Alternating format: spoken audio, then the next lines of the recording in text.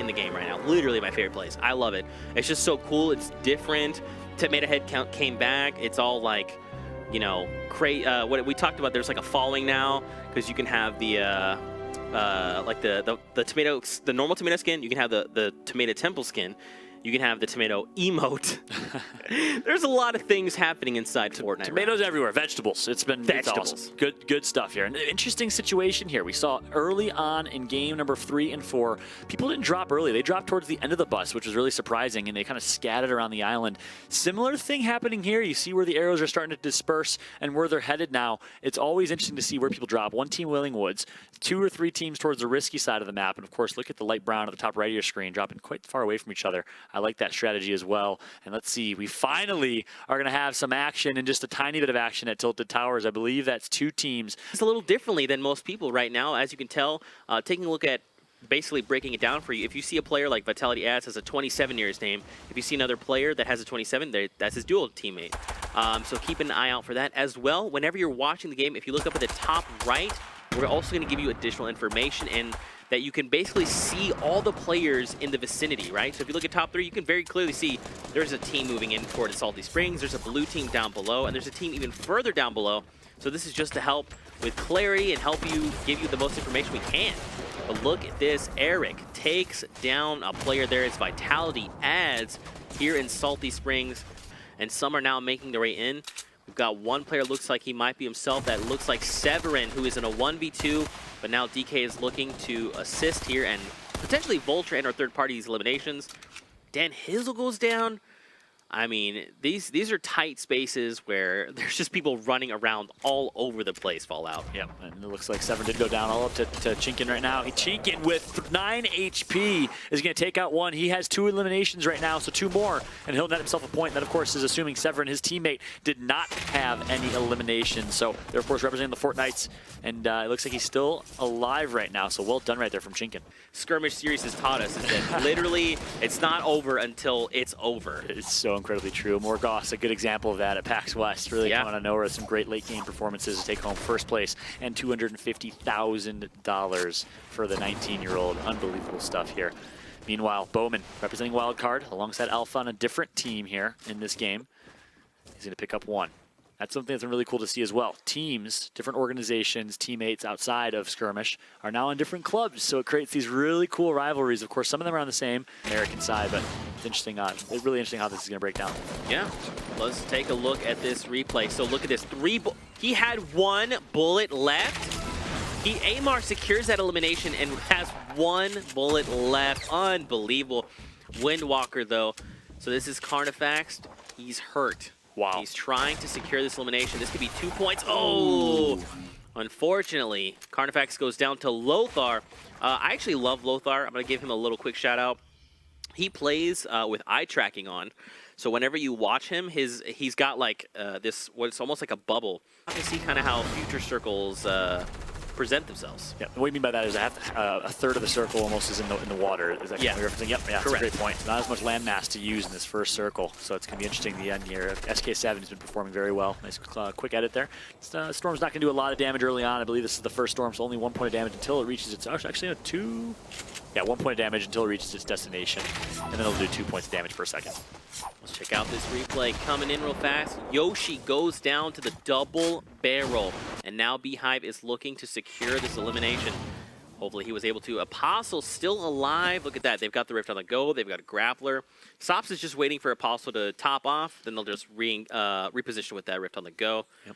And then Genside Blackside was right outside, looking to gatekeep, but I don't think he knows that they've got a Rift on the go. Yep, Apostle, Mr. Bowtie himself, as you call it out. He's currently representing the Rift Raiders for Fall Skirmish. Now they're going to use that, not going to use that Rift to go. They're going to have to hold on to it. So Klinger, and he does have a, he does have a grappling gun, sorry. And he's able to use that grappling gun well. Look at these grenades. That's why they didn't use it. They have grenades to use. Apostle, though, going to be in a world of hurt. He's going to go down. Nice job by Blacksuit. Look at the reaction time from him to down Apostle. And now a 1-versus-1 fight. Sops versus Blacksuit. Currently turtling himself into this 1-by-1, editing his way out. And here comes the peak. Is he going to go for it? After he reloads, yes, he does. See, remote explosives out, and then the quick build and placement comes through as well. I'm loving what I'm seeing right now out of Blacksuit. Great gameplay, but the 1v1 is not over yet. Sops in a very intense situation here. And wow, what a 1 versus 1 this has been. I mean, absolutely. The other thing to keep in mind is they're fighting in this anti-gravity zone. That's why Apostle went down, and look at that. Black Soul secures the elimination. So I think what if you might have missed it, it happened so fast, but Black Soul there, but Black Soul was prepared for it and basically used the anti-gravity zone to his advantage there. And that was brilliant. I mean, talk about a playmaker. Black Soul in a 1 versus 2, getting grenade launched and comes out on top. And then in the 1 versus 1, I love the way he played that, how he built high ground, had those remote explosives, used them to his advantage offensively. Usually you see remote explosives used defensively to knock down cover, but it goes to show those things can be used in a variety of ways. So well played right there by Black Soul. Absolutely. Now we are here, north side near Lazy Links. Atlantis Metro, we got Povzy against Kinstar and Hunter. Now, keep in mind, these guys are not only in first place, they hold the throne with 11 eliminations total, combined, and get this, they've also held the throne since Game 1. In Game 1, they dropped 11 eliminations. Unbelievable. Yeah. That is life right now, okay? I don't know that Mitra wants to tangle with Kinstar. I mean, look at that. Kinstar was prepared. He cracks back. Wow.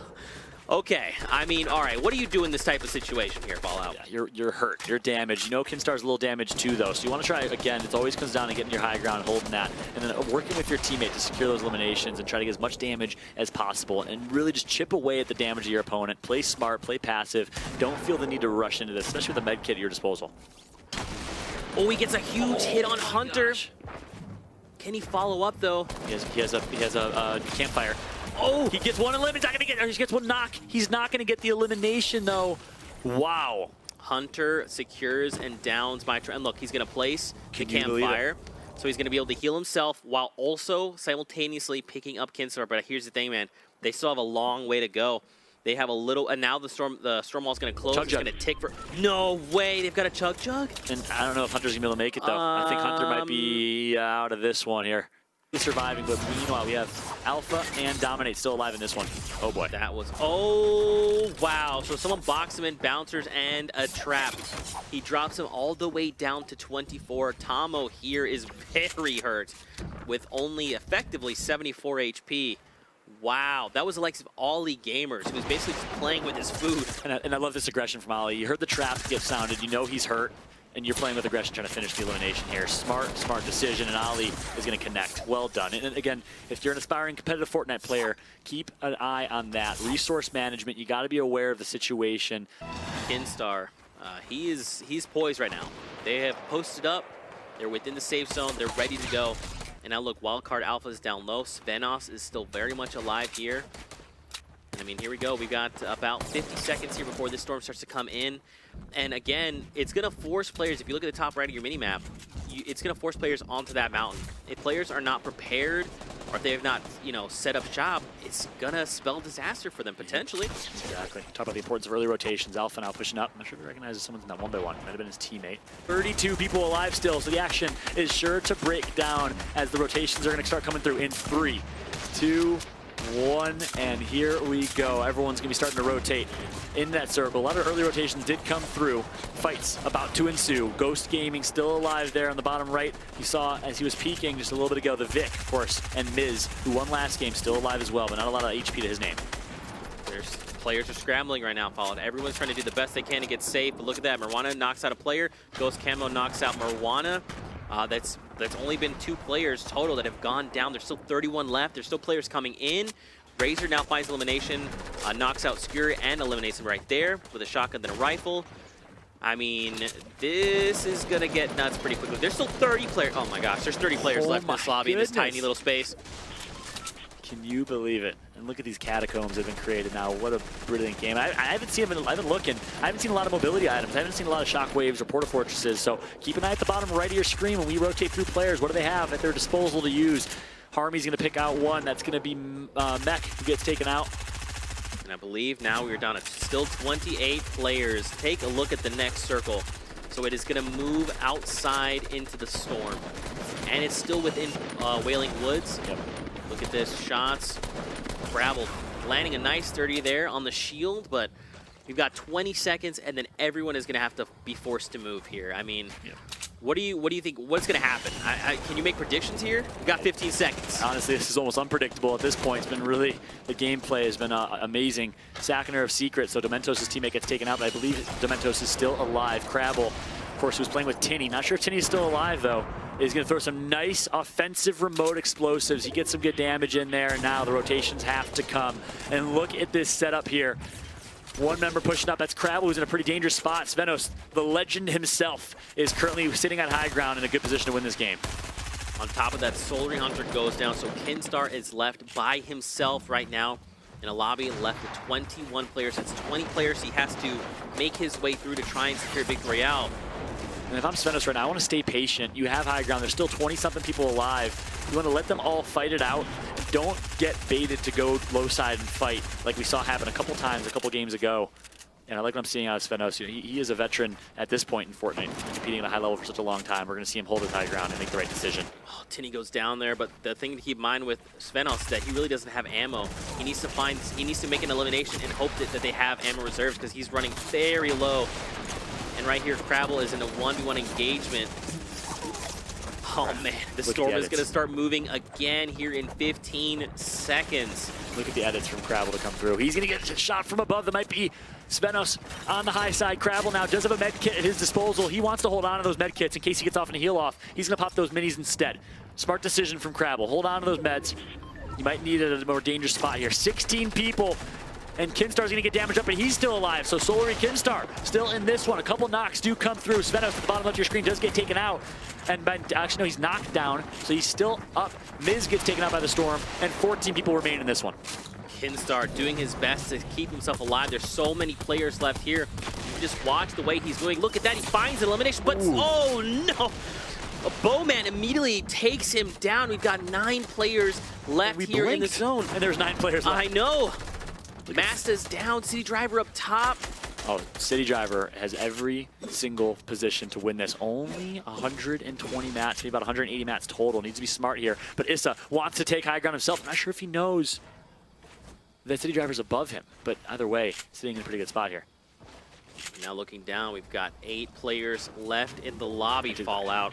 Yep, City Driver, of course, his teammate. So we can actually look here. So we've got Bowman right now at the top. He's got 5 eliminations. Blexu is in second with 4. Unfortunately, as I say that, Bowman goes down. He gets taken down by Blaxo. That should be a top 4 placement, which will get him some points, I believe. Not guaranteed necessarily, but we will see. Fight's going down.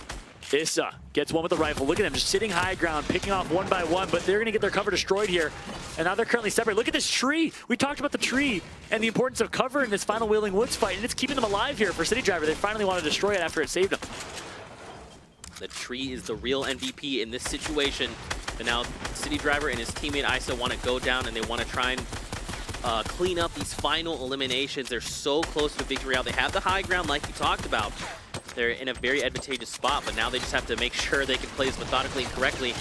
Let's take a look. Oh my goodness. Ghost Issa with a huge play on Crabble. He takes him out. Only 25 HP and a med kit to his name. And now Issa and City Driver, both with med kits, I believe, should be in a good position to win this one. Instead, he doesn't want to go for the heal off. He wants to go for the fight. And he finds exactly that. Issa with the hero play. And Ghost Gaming Issa comes out on top alongside with City Driver. Brilliant play. I love what I saw. Wow. I love it. Issa goes for the play. Let City Driver be the healer that's going to get the victory royale. He says, hey, you heal, you play your role. I'm going to play aggressive, and it worked out perfect. Yep. Their decision-making. Beautiful. What do you think? Yeah, brilliant. I completely agree with you. We are seeing different players every single game, and what that says to me, having casted a variety of titles, is the skill level. Standings. Let's take a look. There it is. So after this last game, yet again, Kinstar and Hunter, the front runners of the pack. This has been since game 1. Not only have they been in first spot, they've also held the throne so they get an additional 2 points. Man, I mean, how do you compete with the likes of Kinstar and Hunter, the Titans of, I would honestly say the Titans of EU. Yeah, and this is interesting because if a lot of the North American players are watching, that's a good strategy. If you get a high elim game early on, you hold the throne, you get 2 points guaranteed every single game. That's keeping them on top. It's been really great to see. Meanwhile, big storyline, we just missed it, but Svenos is in 11th or 12th place, barely outside of the money, so keep an eye on him to go big in game number 6. That's right.